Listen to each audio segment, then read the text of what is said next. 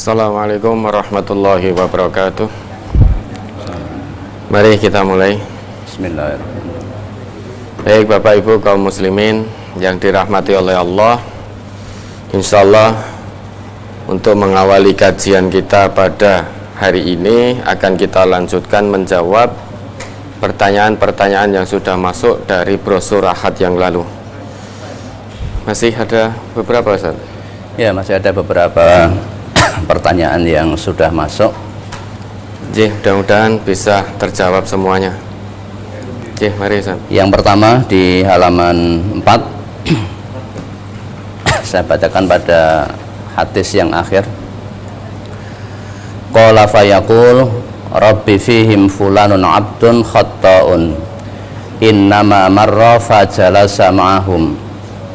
Qala fayaqul walahu ghafartu humul qaumu la yasqa bihim jalisuhum. Rawahu Muslim. Para malaikat itu berkata, wahai Tuhanku, di antara mereka itu ada si fulan, yaitu seorang hamba yang banyak berbuat dosa. Sesungguhnya dia hanya lewat lalu ikut bergabung duduk bersama mereka. Allah berfirman, dan baginya aku telah mengampuni. Mereka itu adalah kaum yang tidak akan celaka teman duduk mereka. Pertanyaan, mohon tausiahnya pada hadis tersebut. Maka si fulan yang berdosa hanya lewat lalu ia bergabung masuk, maka Allah ampuninya. Ini mohon diterangkan dan dijelaskan. Tentu pemahamannya tidak seperti itu, tidak sebagaimana yang tertulis seperti itu. Tentu pemahamannya, kita memahami hadis ini tidak sebatas kalau ada seorang pendosa kemudian tiba-tiba ada majelis zikir, ada majelis ilmu, ikut duduk di situ, kemudian besok berbuat dosa lagi, kemudian lewat di majelis ilmu, kemudian duduk lagi di situ, mendapatkan ampunan dari Allah. Tentu bukan semacam itu kita memaknainya, karena di situ ada syahidnya, walahu ghafartu. Jadi ada syarat bahwa Allah mengampuni seseorang, dan syarat mendapatkan ampunan dari Allah itu apa? Mari kita coba lihat itu Quran surah Ali Imran surah ketiga ayat 135.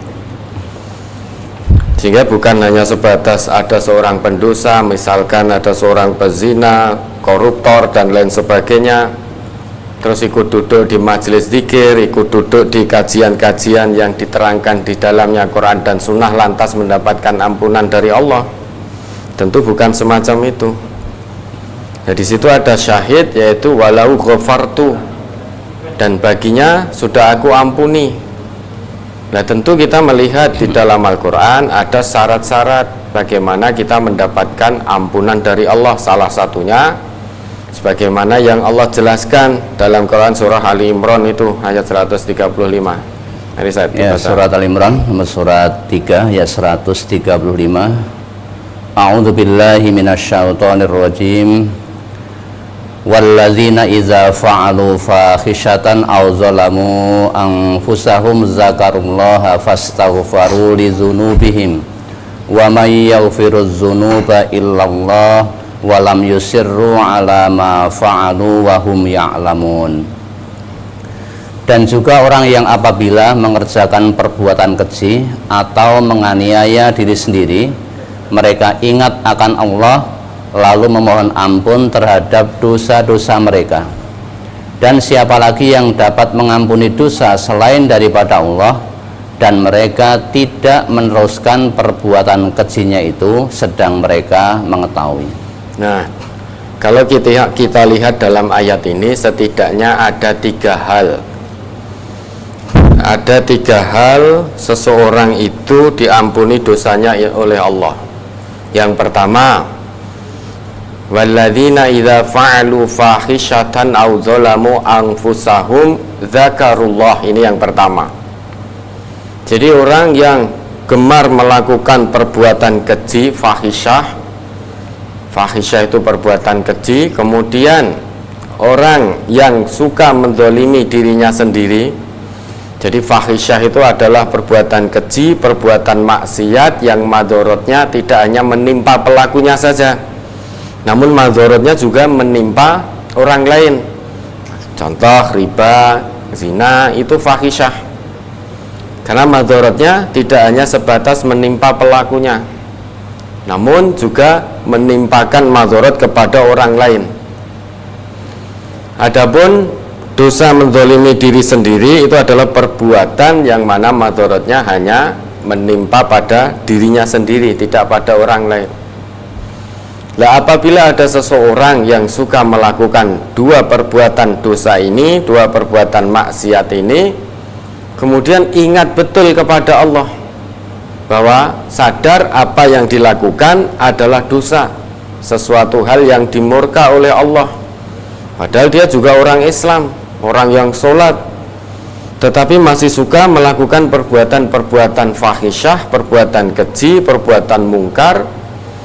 Namun kemudian karena hatinya ada dorongan hidayah, fitrahnya tersentuh kembali sehingga dia zakarullah, ingat kepada Allah.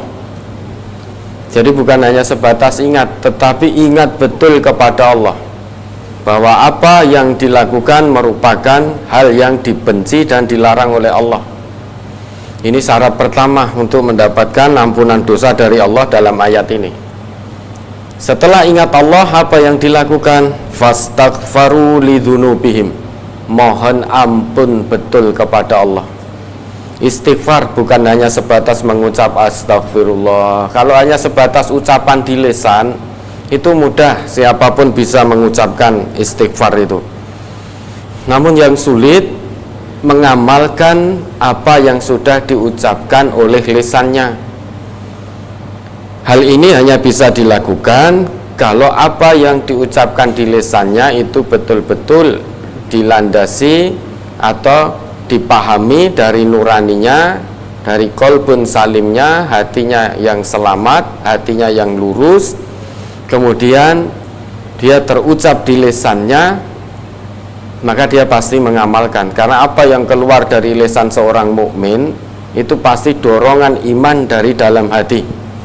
Sehingga lisanul mukmin la yuwati'u qalbahu. Jadi lisan seorang mukmin, lisan orang yang benar-benar beriman kepada Allah itu tidak akan pernah menyelisihi kata hatinya. Kalau kata hatinya A, pasti lisannya juga A. Kalau yang keluar dari lisannya B, pasti di dalam hatinya juga B. Karena itu ciri seorang mukmin yang betul-betul shadiq di hadapan Allah.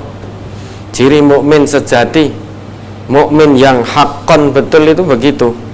Lisannya tidak pernah menyelisih hatinya.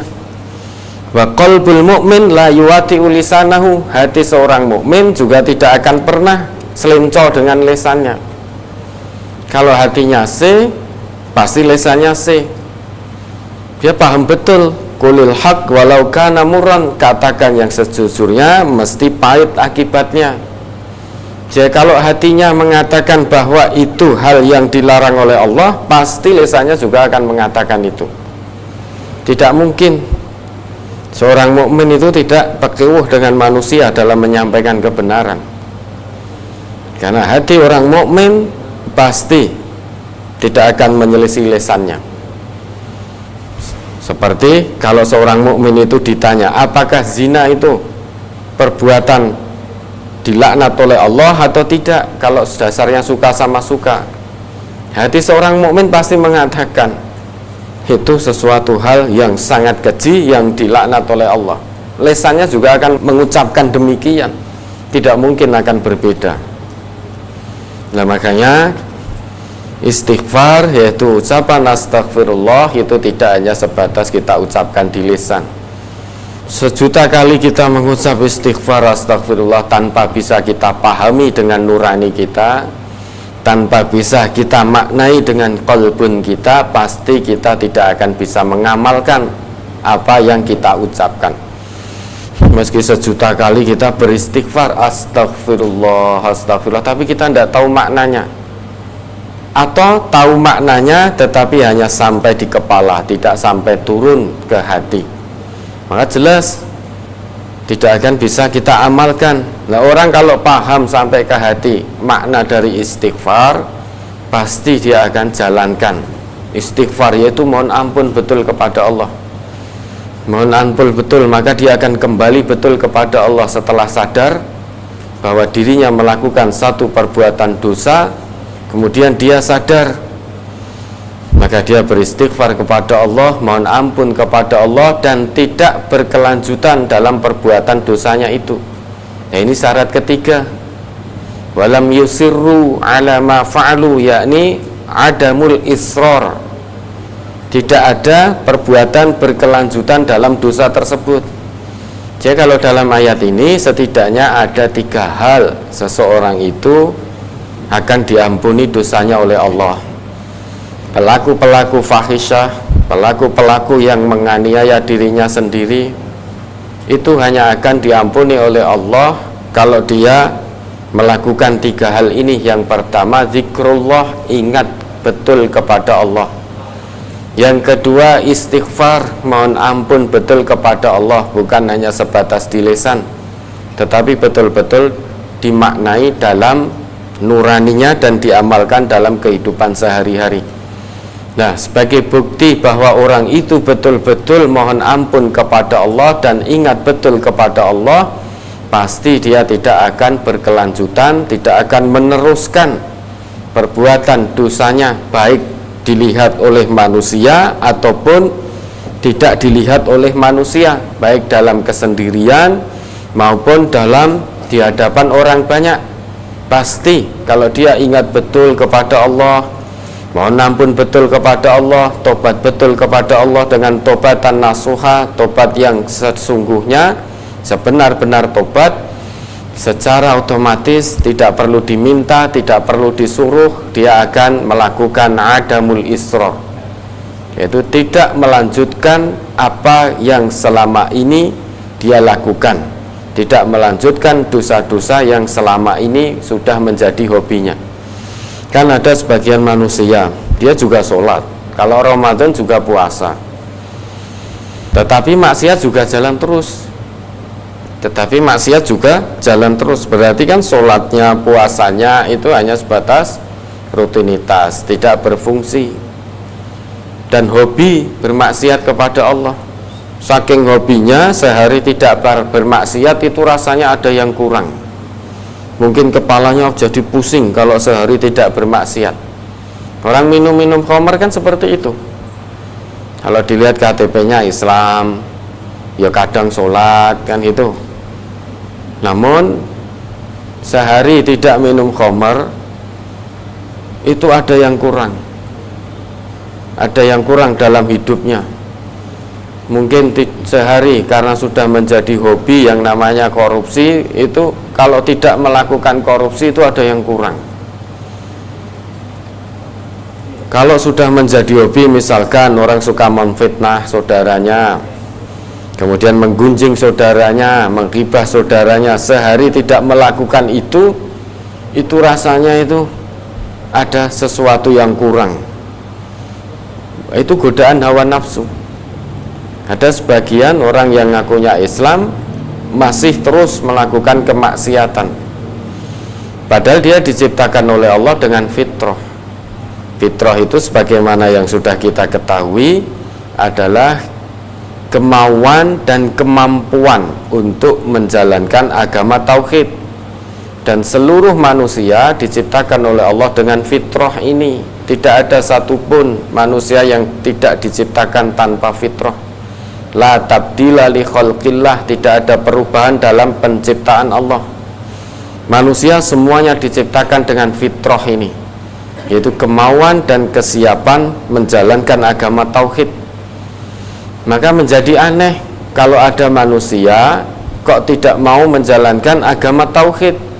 Lebih aneh lagi kalau orang itu ngakunya beragama Islam, ngaku beragama Islam tetapi diperintah untuk menjalankan seluruh aturan agama tauhid, seluruh aturan Islam, kok masih tebang pilih, kok masih pilih-pilih.